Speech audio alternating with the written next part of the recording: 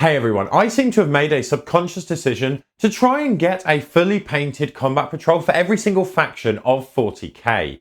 And the reason for this, you may be asking, is so that I have the ability to lend out these armies to any of my friends that may want to play, or I can press gang into playing a game of 40k.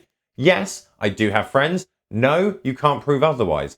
Personal anguish aside, I decided to carry on that journey today by picking up a box of Drukhari or Dark Eldar, which comes with two lovely battle boats, space boats, as well as a fair few men. And painting this kind of didn't go as planned at all, really, so let's see how we got on. Now for this project, we started off the same as most of you would, I imagine, and we worked through the instructions, building out the units and the vehicles, going round, cleaning up all of the mould lines and filling any overly noticeable gaps.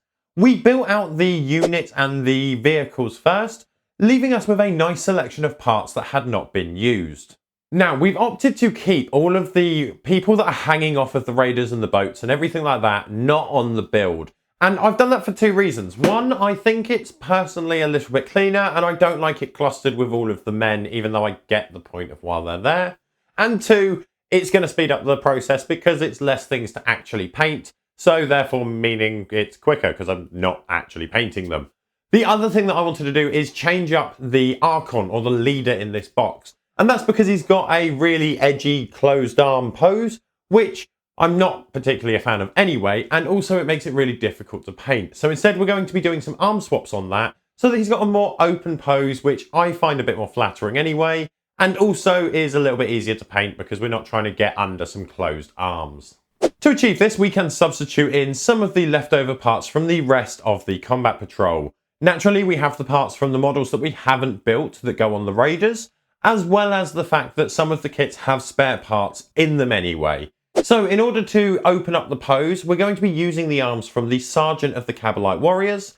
Gluing these in place, we can give everything a nice zenithal undercoat once it's all dried, grab a brush and start the actual painting.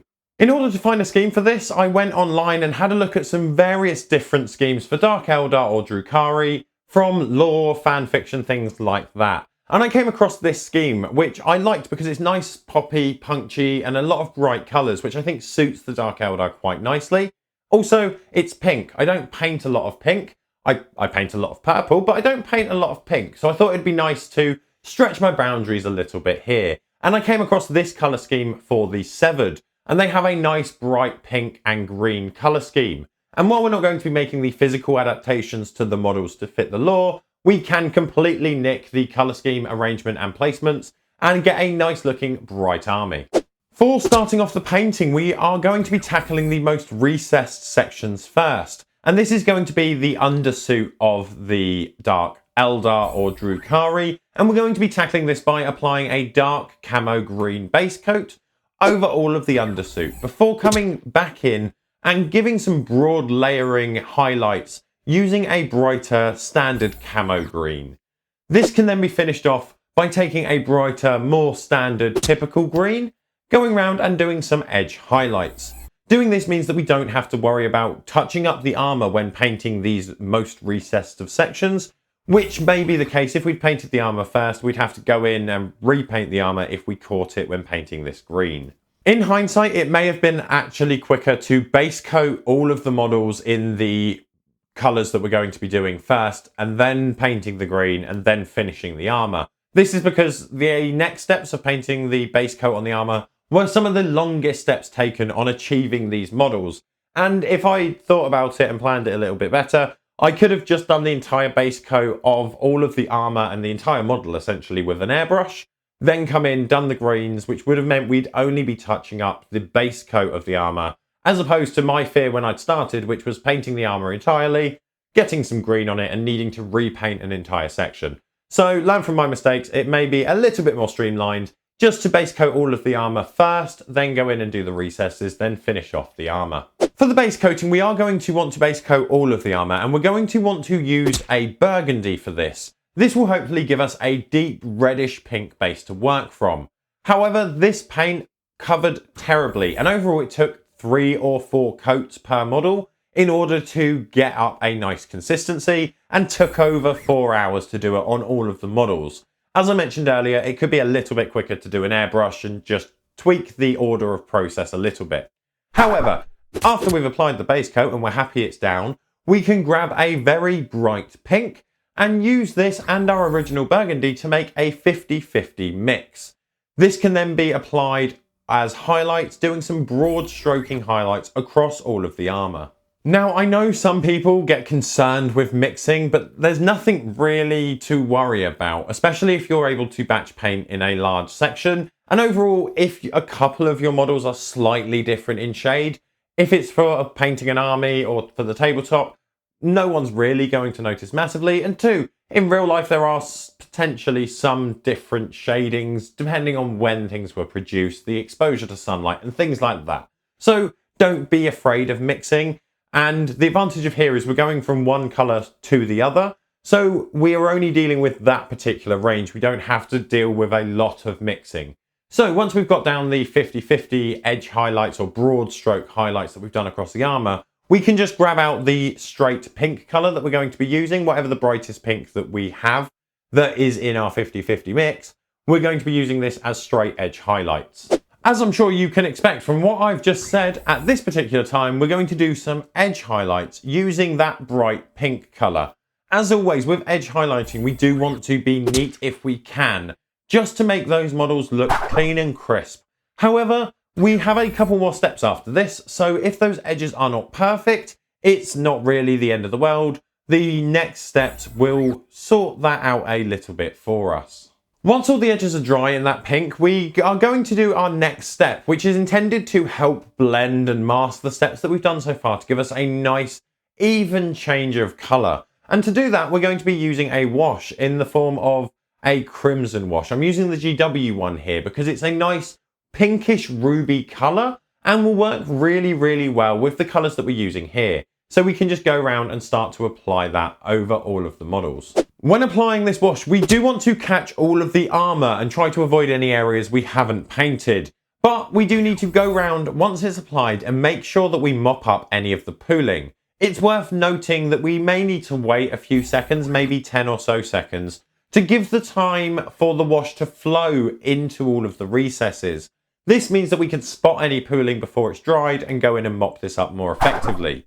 Once it has dried, we then want to take the pink colour that we've used as the last round of edge highlights and go round again trying to do as thin of an edge highlight as we can using this pink, which at this stage should show up nicely against the past washed armour stages, but still look very cohesive as we've used this same pink colour in the past steps. There is one thing that is in this combat patrol that aren't present in the rest of the combat patrol. In fact, there's two of them, and that is the space battle boats that the Drukhari like to ride around in, the raiders and things like that. And they are very nice models, but they have large flat panels. And we've used a wash in our armour recipe, and washes don't tend to play nice with large flat panels. So we did have to do something slightly different here. We had two options, and I did two different options on both of these, so you should be able to see the photos now. One of them we did just straight through overbrushing and dry brushing all of the surfaces the same as we did in the exact same recipe as everyone else. The other one we did through various stages of additional layering, and that's what we're going to be jumping in and looking at now. For the Battle Boats armour panels, we still started with the burgundy on all of the panels, on all of the ships, before mixing in the pink into the burgundy at a 50-50 ratio, finally moving on to the final layer with just the complete pink.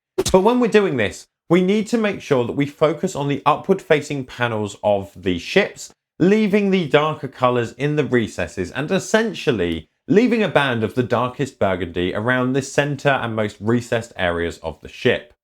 We can then apply the wash over all of the armour panels so that the colours are an overall match to the troops. But this is where the main change comes in. What we want to do is start to mix the pink highlight into the red wash, and then once again apply some thinned layers across all of the areas of the ship's panels.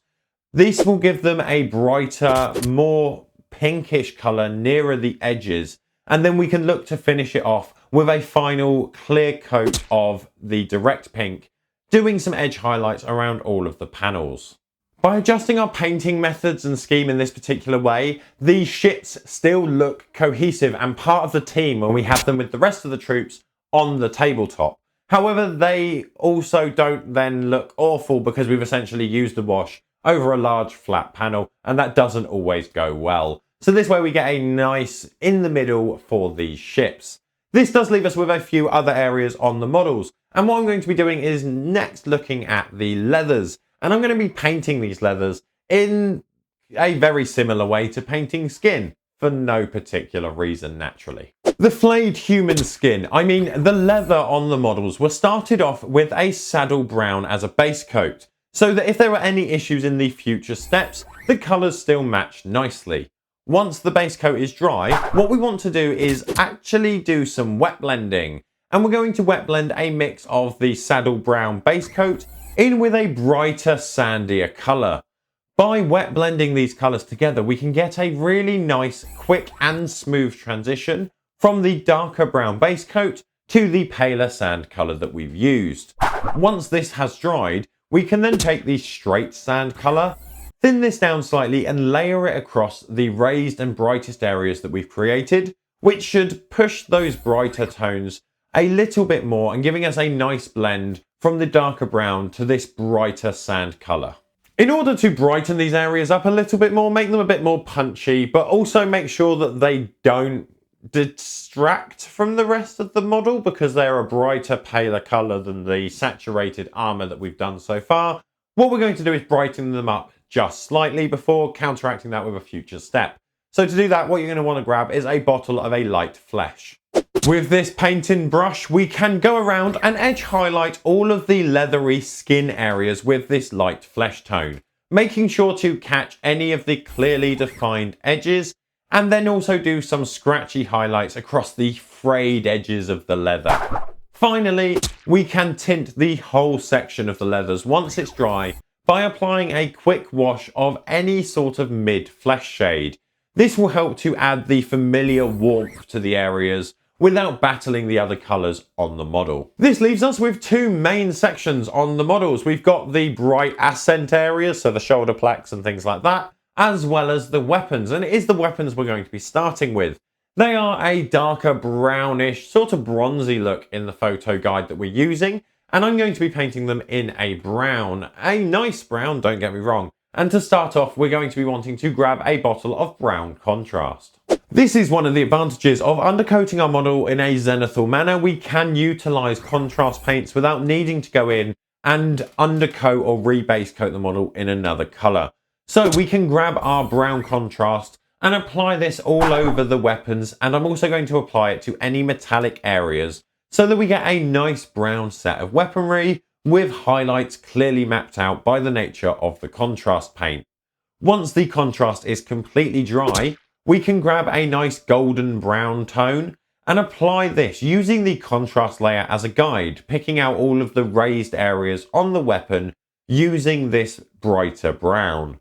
Following this up, what we want to do is grab a trusty light flesh, the same as we used in the past steps, and apply this to all of the edges in an edge highlight on the brown areas. This means we can roll back that brightness a tiny bit by applying an earth shade wash, giving us a final result of this pale bronzy brown, deep contrasted area with nice dark browns in the recesses and a brighter, more reflective brown on the raised surfaces. This leaves us with just the accent areas on the model, which essentially for this we've seen are the shoulder pads, some other features you might want to paint, as well as the little discs that they have on their waists. And we're going to be doing this in green, and we don't want it to be the same green as we used for the fabrics. So what we're going to be doing is swapping out the camo greens that we used for the fabric areas as a base coat for some more punchy, vibrant greens in the form of a jade as a base coat. So, grabbing our jade, let's jump in and base coat those areas. We can take the jade green and, as I said, apply a base coat across all of the accented armour bits. This may take a couple of coats to get a nice clean base coat across the model. But once we have that, we can grab a green that is slightly lighter than the shade of green we used on the undersuit. So here, instead of using a standard green, we're going in to use a brighter yellower green. And this can then be used to do some broad edge highlights across all of the panels that we want in this colour. Then we can do some final steps, and we want to grab the punchiest, the brightest, the most venomous green we have, which in my case happens to be a very old pot of Scorpion Green from Citadel.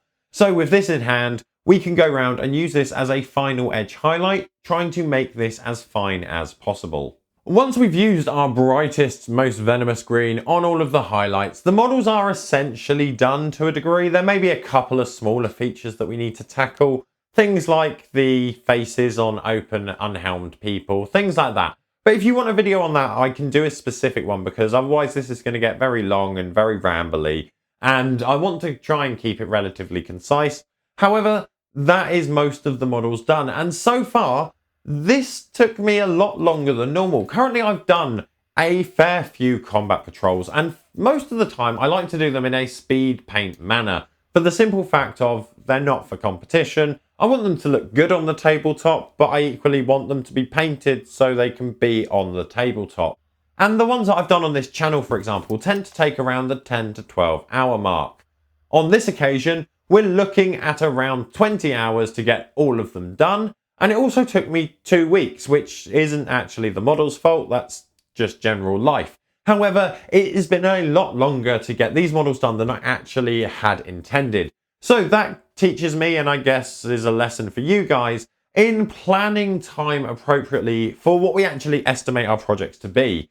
A lot of the things that I paint, to be fair, are relatively simplistic models, and things like Space Marines, they have edges, but they don't have as many pointed, sharp edges as Drukhari. And I don't think I really factored that in, as well as having the issue of needing to do 3 to 4 coats of my base coat on the armour. I possibly could have saved a lot of time by using an airbrush.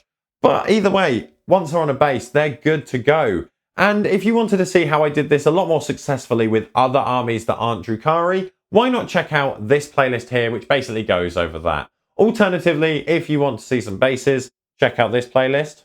Otherwise, remember to subscribe so that we can see you next time.